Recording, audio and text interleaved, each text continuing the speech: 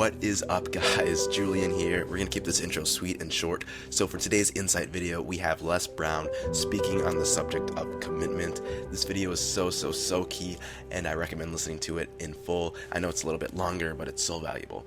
And if there is one thing, just one thing that I would say take away from this speech, it is to do the 7-day challenge that he proposes in the speech.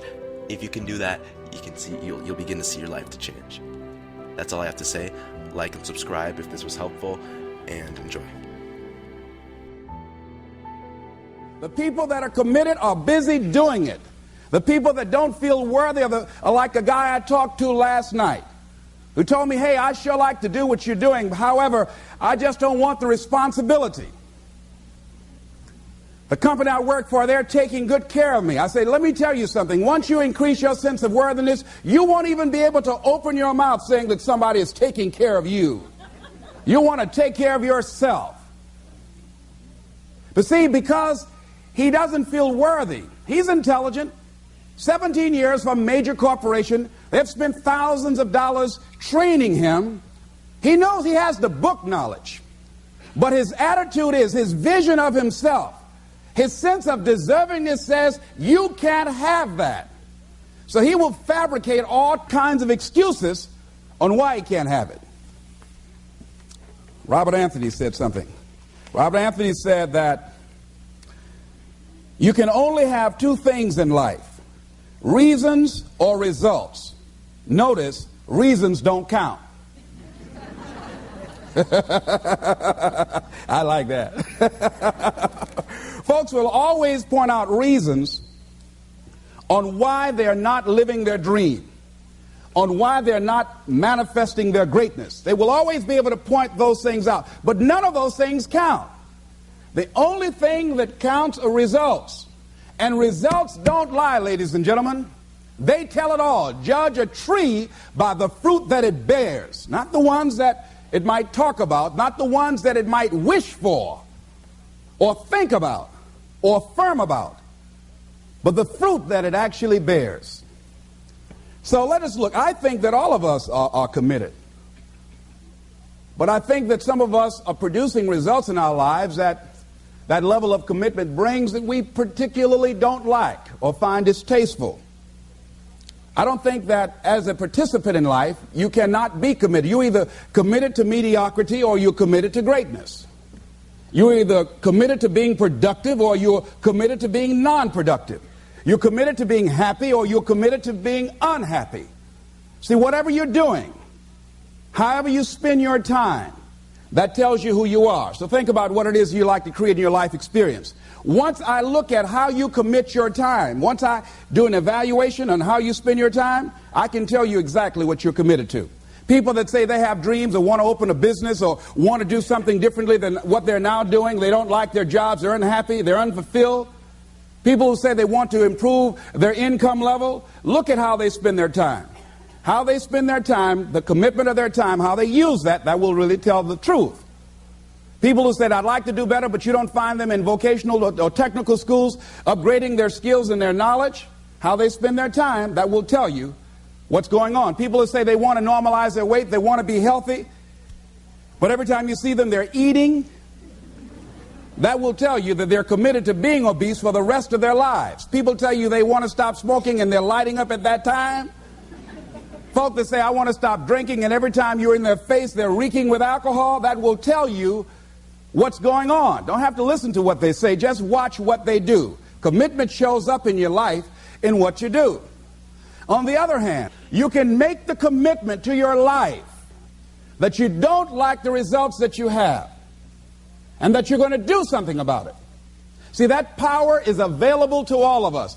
People who look at life and decide, I want something different for myself. Carol Hatfield. Carol, who lives in Detroit, single mother, decided that she wanted to go into her own business, did not have enough money to do it. She wanted to have a health food store.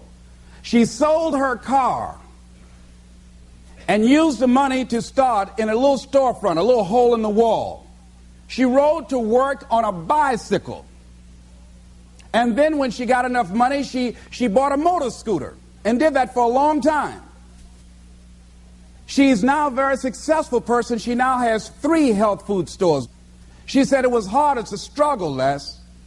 She said, but I did it. She said, I made the commitment to do it, and I did it. Why is it that people are frightened by commitment?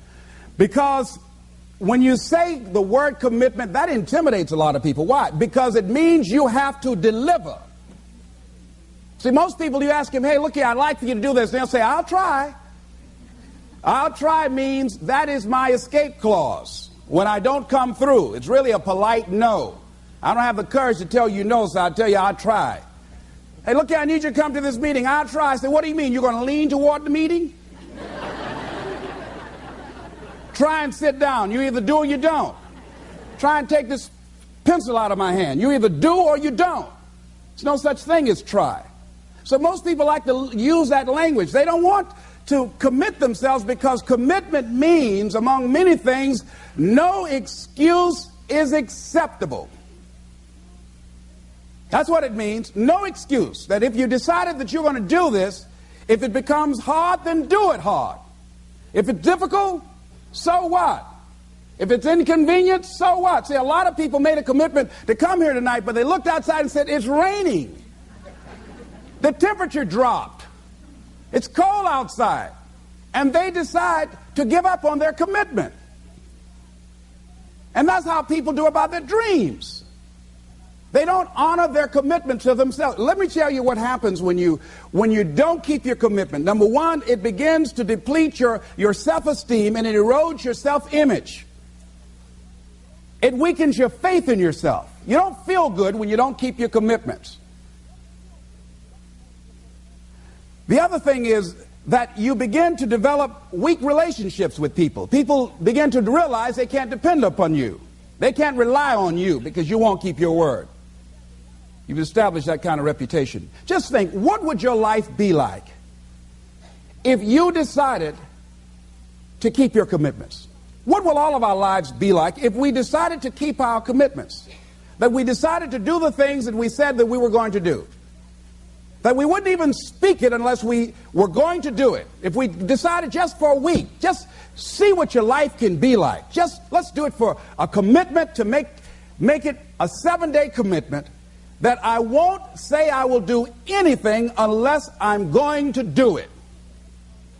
And find out what your life will be like. Let me tell you what, if you follow it through, if you keep your commitment to the commitment, at the end of the 7 days, you'll feel strong and powerful. Because by honoring your commitment, each time that you do, that empowers you. Whatever discipline that is required. Whatever it is that you must do. So I'm suggesting, number one, commit yourself to live in the present. I saw the movie, The Dead Poets Society, Robin Williams, and they had a line in there, seize the moment. Many of us are not able to move forward and develop and manifest our greatness because we spend so much time looking back or worrying about the future. Seize the moment. See, you cannot go into the future and manifest your greatness when you have various things in your life that's blocking you. Let's look at how we can begin to keep our commitments. Remembering what Dr. Robert Anthony said about results. When you keep your commitments, you're able to produce some different kinds of results in your life. So how can we keep our commitments? And do we keep all commitments? No, we don't. You will not be at 100%. However, you will have a greater percentage rate of maintaining your commitments to yourself, whatever those things might be. If it's going into business, if it's changing a habit that you know that works against you, if it's overcoming self-destructive behavior, if it's retraining your thinking, if it's reinventing yourself, if it's trying to begin to design your relationship differently, all of us have the possibility, by focusing and really harnessing our attention and concentrating on it, we really have available to us the power to honor our commitments in those particular areas. So number one, make it priority. See, no one would go get on an airplane if you thought your chances of getting there to your destination were as good as your luggage. Am I correct? See, and I say the reason that you will reach your destination more times than your luggage will is because the airline, and I'm glad that they do, has made it a priority to move the human beings from one point to the other safely. Not send you off to Boston or someplace with your luggage. So I'm not really upset when my luggage doesn't show up. I'm glad they delivered me because they've made me a priority. See, they have made delivering you to your destination important. So if you want to honor your commitment, whatever you decide that you're going to do, make sure you make it important. Make sure it is priority. Keep it before you. The other thing is, whatever that you want to do, whatever you want to begin to create and beginning to manifest your greatness and strengthening your level of commitment, and it's really exercising your will, find something that you want to do on your goal, one action step, but make sure it stretches you, that it challenges you, but it's doable, that you can do it. This year I decided that I was going to exercise. So I started out doing just 10 setups and 10 push-ups. I know I can do that and not get upset about it. I can do that without thinking. So I started out small. Now I'm up to 50. But if I try to do 50 starting out, I wouldn't still be doing it. So I started doing it in manageable segments. Do that. And that strengthens your will. So my commitment now is strengthened and fortified by the activity of actually doing it. So now I can expand and build from there. When I decided to begin to manage my money differently, and I started saving 5% of my money, then I increased it to 10%, then to 15%. So now I have disciplined myself to live off 75% of my income. I took discipline to do that, but I started watching how I was spending my money. I started keeping a log and following myself. So you want to begin to find something that is manageable, that you know that you can do. The next thing, in beginning to keep your commitments to yourself, have some friends that will hold you accountable, that won't let you off the hook, that won't tolerate anything less than the best from you. People that will support you in this new way of being, in this new state of consciousness. The other thing is that important is have a contingency plan. See, many times when you make a commitment to do something, there are some other variables that will happen that you can't control or you perhaps did not think about. So you want to have some other plans going on. You want to become creative. See, most people don't keep their commitments because when something goes wrong, they just stop. They don't have a contingency plan. So they don't know what to do next. Start being creative. If you challenge yourself, many times we say, I don't know what to do. And I always ask myself, but if you did know what to do, Les, what will it be? That activates another part of my mind. I start thinking about the possibilities and just experimenting. But many of us just stop dead in our tracks. I don't know what to do. You do know what to do. You've got genius in you. Challenge yourself. Push yourself. Make yourself come up with something. Use your imagination. And what you will find is that you know more than you realize that you know. That you're more creative and more resourceful than you realize that you are. And as you do that, the more you do it, the easier it will become. At first, it's going to be a struggle. And after you get into a certain level of consciousness, you will ask yourself, how is it that I didn't see this before? At the level that I'm managing my business now, they say consciousness is what we are. I literally look at myself and say, how is it that I didn't do this before? Why is it that I couldn't see this before? And the reason that I didn't see it before, because I didn't challenge myself. I didn't put myself out here. See, the reason that most of us go through life never discovering our true greatness, literally walking, breathing corpses, the uncommitted life isn't worth living. Why? Because it doesn't produce anything. See, you only make things happen. Your life only counts. You only make a difference when you are committed. When you make a commitment with your life. That's the people that make a commitment with their lives. The people that make a commitment to their customers. The people that make a commitment to their families, to their relationships, are the people that make the greatest impact in life. What is commitment? Commitment is the salesman who says, look here, I'm going to make $1,000 today and I'm not going home. You can turn the lights out. The janitors could be here running the vacuum cleaner. I'm not leaving here till I do it. I used to be a door-to-door salesman. I had X number of TVs. I had a minimum amount that I knew I had to sell every day in order to provide for my mother, who was ill at the time, who had lost her job at the M&M cafeteria because of arthritis. And I said, I'm going to go door to door, and sometimes I would not come home until 1 o'clock at night, knocking on people's door, people closing. What do you want? Would you like to buy a nice working month's television set, no money down? No. What about an Emerson TV? No. Thank you very much. Do you know anybody else that would be interested? No. Thank you very kindly. Knock on another. Hello. Would you like to buy a nice working television set, no money down? No. Get away from our door. Thank you very kindly. Do you know anybody else would be? Yeah, my cousin. He lives 2 doors down. Thank you very kindly. I tell him you sent me. When I heard your cousin told me that you wanted to buy a television set, told me to come here and talk to you, we got a special discount for you. Yes, come in, I'm interested. I would just keep right on. I would not go home until I did it. It's an interesting thing, ladies and gentlemen, that when we put ourselves in a situation where we say we're going to do it, it puts you in another zone where the universe responds to you.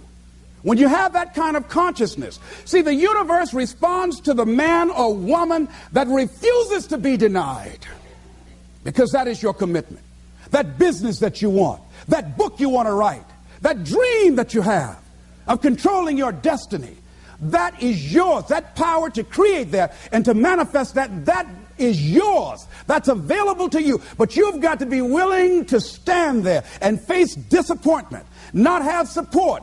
Be lonely, doubt yourself sometimes, be rejected again and again and again, become bankrupt if necessary, again and again and again, and refuse to turn around until life gives it up. Nothing can resist a person that has that kind of commitment. The people that have made a difference on the planet, when a John F. Kennedy said, we will go to the moon in the next decade, he spoke it. That was a commitment, and people shared that vision. People bought into that. We've had all kind of examples in history where people have made declarations, who have committed their lives to bring about a difference. There are people who are taking a stand today against hunger. I guarantee you it will be a part of our past at some point in time. Someone took a stand against polio. It no longer plagues us as it once did, because someone said, it is my commitment to eradicate it from the face of the earth. Someone made the commitment. The reason that we're here and enjoying the democracy that we have, someone made a commitment that whatever is required, if it means that I die, I remember Paul Robeson, here I stand, for I can do no other. And that's how you must be. Commitment means standing up for your life. It means honoring yourself. It means beginning to say and to see and recognize your alignment and oneness with the universe, and that you are a channel for life to express through. And we short-circuit it with anger. We short-circuit it with fear. We short-circuit it with envy. We short-circuit it by being lazy or apathetic or giving up easily. Why? We say, oh, it's too hard, it's too hard. We don't challenge our spirit. Ladies and gentlemen, there's nothing as powerful as the human spirit. You can't destroy it. You can pervert it, but you can't destroy it. I was reading Man's Search for Meaning by Viktor Frankl. What a powerful book. I'm reading it now for the 7th time. And he gives so many graphic examples of the power of the human spirit. And so what are some of the things that can fortify us and give us the kind of inner strength that will allow us to forward ourselves into the future by manifesting our commitments? Number one, commitment means in some cases going back to school, getting some training, sitting up in classes with people younger than you, putting yourself in a position where you don't know and that is awkward and uncomfortable, but because of your commitment to develop yourself, or to go back to school to get a high school diploma or to get a college degree, that it doesn't matter, feeling dumb and saying, what am I doing here, sitting up in some boring class? Commitment could mean a lot of things. It could mean that you begin to go back. You got to back up sometimes. It means to back up and not give up, to regroup, back up and regroup and come back again. Because life has waylaid you, because you got knocked down. I know when I was working on my dream, there were times I lost my house at one point. I lost my car. I was broke. My credit was bad. I was sleeping at different friends' houses on their couch or on the floor. There were times, months, that I slept on the floor of my office and got up early and dressed before my staff got there to give them the impression that I got there early before they did. And we all pretend not to know what we knew, that the boss was staying in the office. So we never talked about it. But I refuse to give up on my dream. And what happens? They say, you know, in the prosperous years, you put it in your pocket. In the lean years, you put it in your heart. It makes me appreciate it even more. Even more. I wouldn't trade it. I wouldn't trade it for anything. The disappointment, the pain that I've gone through by keeping the commitment. Keeping the commitments that you have might mean taking a stand that's unpopular. Something was said one time. When you take a position, it says, cowardice asks the question, is it safe? Politics asks the question, is it popular? But conscience or commitment asks the question, is it right? And see, most people rather operate from the first two. Is it safe for me to take this position? I remember when I was a state legislator, I saw guys and women who believed in legislation very strongly, but because the Speaker of the House said, we won't go with that, they backed down. And they felt bad about it. They wouldn't take the position because they didn't want the Speaker of the House to be angry at them.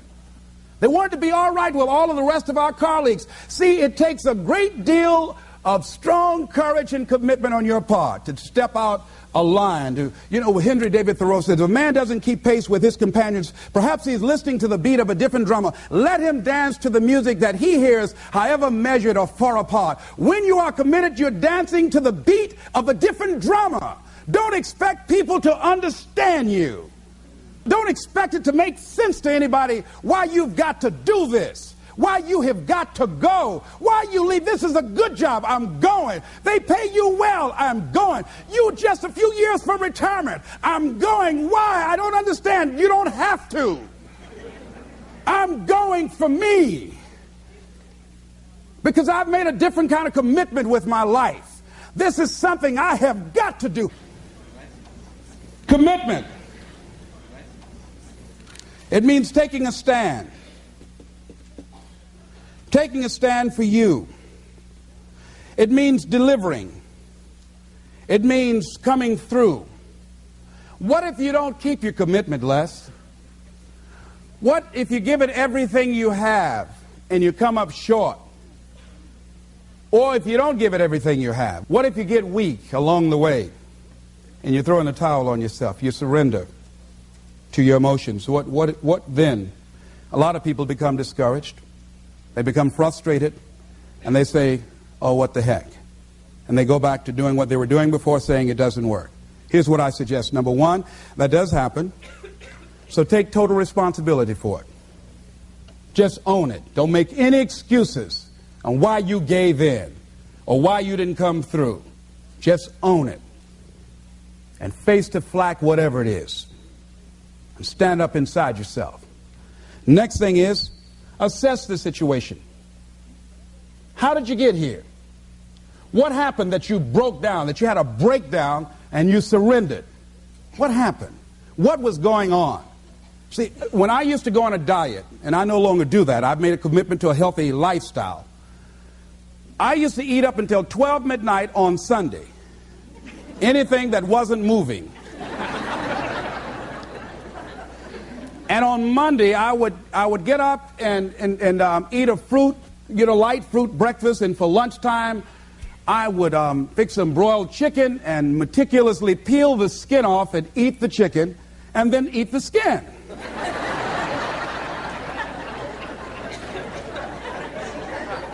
Do 5 setups, look in the mirror, and become discouraged because my stomach doesn't look like a washboard or one of the Avon Haley dances. And I say, what the use? And then I go to the refrigerator and eat food cold standing right there in the refrigerator. So when I evaluated where I broke down, I realized I can't have junk food in the house. So I had to remove that. And then I realized there are certain streets I couldn't drive down. So I changed my route. I stopped taking people to lunch or to dinner because I couldn't sit there and watch them eat. When I had to go someplace and speak and they were eating, I said, call me downstairs when it's time for me to speak, because if I sit at the table looking at them, the food's going to call my name. And I know this. So I had to begin to make sure that I wasn't putting myself in a position where I would give up on my commitment. Am I making sense to you? Yes. So I began to strategize around avoiding situations where I knew that I was going to become weak. Another thing I do when I don't keep my commitment, I either deny myself something or I do a trade-off. If a glazed donut takes advantage of me, then I require myself to do an extra 25 setups, or I walk for an extra 15 or 20 minutes because I got a hammerlock on my head and say, come on over here. So you might have to deny yourself something or do a trade-off. Do something that will offset it. The other thing is, start again. So what? You fell flat on your face. So what? Start again. Learn from the experience and start again. Don't count yourself out. Don't sentence yourself to a lifetime of being miserable, a lifetime of being broke, a lifetime of being unhealthy, a lifetime of being in a relationship that is no longer fulfilling to you. A lifetime of working on a job that does not bring you satisfaction, that's not giving you the creative urge that you need and that got to have in your life that stimulates you. Don't sentence yourself like that. You are a human being. Don't volunteer your life that way. Your life has too much value to the universe. You've got something to contribute. You've got something to give. And so what if you make a commitment and you're not able to do it like a pro? That you're not good as everybody else. Live in the moment. I like what this says. Look to this day, for it is life, the very life of life. In its brief course lie all the realities and verities of existence, the bliss of growth, the splendor of action, the glory of power. For yesterday is but a dream, and tomorrow is only a vision. But today well lived makes every yesterday a dream of happiness, and every tomorrow a vision of hope. Look well, therefore, to this day. See, if we just start enjoying where we are, if we make that kind of commitment to enjoy where we are, to experience the experience of life where we are, to do all we can right now where we are. Forget about the mistakes yesterday. Forget about all your failures yesterday. Forget about what you don't have. That's not important. Only thing that we have is right now. Right now, right now. And I say that life is calling on you to call forth on that. The optimists, which I think one of the most positive groups in the world, they have something called the Optimist Creed, and I like, it says promise yourself. I changed it to commit yourself, because I think that commitment has more power than promise. It says commit yourself to be so strong that nothing can disturb your peace of mind, to talk health, happiness, and prosperity to every person you meet, to make all your friends feel that there is something in them, to look at the sunny side of everything and make your optimism come true, to think only of the best, to work only for the best, and expect only the best. To be just as enthusiastic about the success of others as you are about your own. To forget the mistakes of the past and press on to the greater achievements of the future. To wear cheerful countenance at all times and give every living creature you meet a smile. To give so much time to the improvement of yourself that you have no time to criticize others. To be too large for worry, too noble for anger, too strong for fear, and too happy to permit the presence of trouble. Commit yourself to these things. Isn't that powerful? What a commitment to make with your life. Commit yourself to stretch, to get outside of your comfort zone and not be concerned about what people think about you, because they're thinking it anyhow.